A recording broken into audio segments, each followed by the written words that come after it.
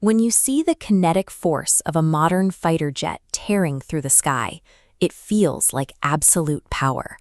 But the U.S. military's relationship with the sky started far closer to the ground. In 1907, the Army established the Aeronautical Division. They didn't have supersonic jets, they had a few fragile balloons. The sky was treated strictly as a high-altitude observation post, physically tethered to the infantry down in the mud. World War I forced an evolution. Engineers mounted machine guns to biplanes, and pilots started dropping explosives over the side of their cockpits. The airplane had transitioned from a pair of binoculars into a lethal weapon. By World War II, the scale of aerial combat was massive. The U.S. Army Air Forces suffered nearly 68,000 casualties during the conflict. The only branch to lose more men was the infantry. The skies over Europe and the Pacific proved that air power could collapse an enemy's industrial base and resolve a conflict before ground forces ever made contact. Aviation had become a war-winning theater in its own right. This created severe friction in the Pentagon. Ground commanders naturally wanted planes to support infantry movements, but the aviators realized that directing a massive air war, bombing enemy factories and starving their supply lines, required a strategy completely divorced from where the troops were marching. They needed their own branch. On September 18, 1947, President Harry Truman signed the National Security Act, officially severing the tether to the Army and establishing the independent United States Air Force. With independence came control over their own budget and research. They immediately poured resources into conquering the extreme physics of flight, pushing engines and airframes to their breaking points.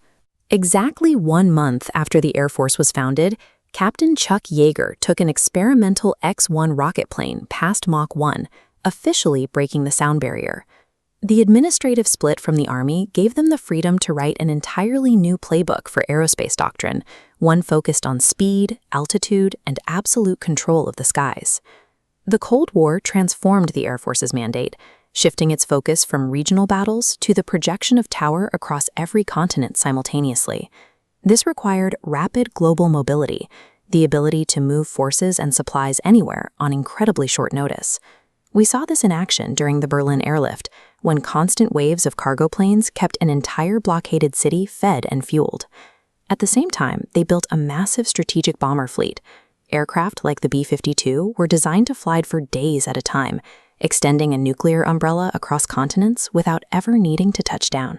The Air Force also acquired and took command of the nation's intercontinental ballistic missiles, burying hundreds of them in silos across the American Midwest. In just over a decade, they had evolved from a tactical fighting force into a global apparatus. They could deliver thousands of tons of humanitarian aid or launch an apocalyptic nuclear strike in a matter of hours. While the nuclear bombers stood on alert, conventional proxy wars flared up around the world. The Korean War introduced the first high-speed jet dogfights, testing pilots' skill at hundreds of miles per hour. By the time the Vietnam War escalated, the missions had turned into heavily contested, grueling grinds. Pilots faced dense cloud cover, surface-to-air missiles, and intense anti-aircraft fire just to reach their targets. These brutal engagements forged a strict strategic doctrine known as air superiority.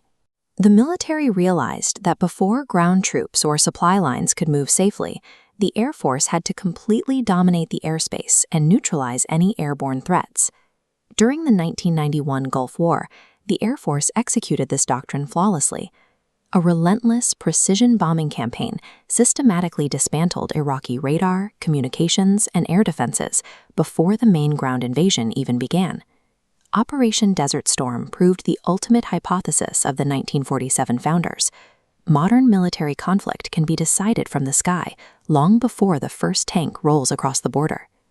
As aviation entered the 21st century, the aerospace arms race shifted. Simply flying faster was no longer a reliable defense against modern missiles. The new objective was making sure the enemy's radar couldn't find you in the first place. Using radar-absorbent materials and highly specialized geometry, stealth technology allows aircraft like the B-2 bomber to penetrate deep into hostile, heavily defended territory completely undetected. This invisibility works hand in hand with a concept called Global Integrated ISR, which stands for Intelligence, Surveillance, and Reconnaissance. It is a massive, synchronized web of sensors collecting real-time information from across the planet. During the global war on terrorism, this data network drove a revolution in unmanned aerial systems. An MQ-9 Reaper can loiter quietly over a target area for an entire day, offering constant overwatch and precision strikes. The modern battlespace is remarkably quiet. Instead of twisting through high-G dogfights, today's airmen often manage a continuous flow of invisible data and deploy remote lethality from a console thousands of miles away. Backed by a $179 billion budget, the modern U.S. Air Force operates on a massive scale. They actively operate approximately 5,500 military aircraft, spanning from heavy cargo transports to advanced stealth fighters. Beyond aircraft, the Air Force is directly responsible for maintaining and delivering nearly half of the American nuclear stockpile. It is an unimaginably complex global behemoth, built by generations of engineers and pilots who refuse to remain tethered to the ground like those early scouts in 1907. By fighting for their independence and relentlessly pushing the boundaries of physics, they secured a highly specific strategic advantage. Because of the Air Force, no American ground troops have had to fight under an enemy-controlled sky in over 7 decades.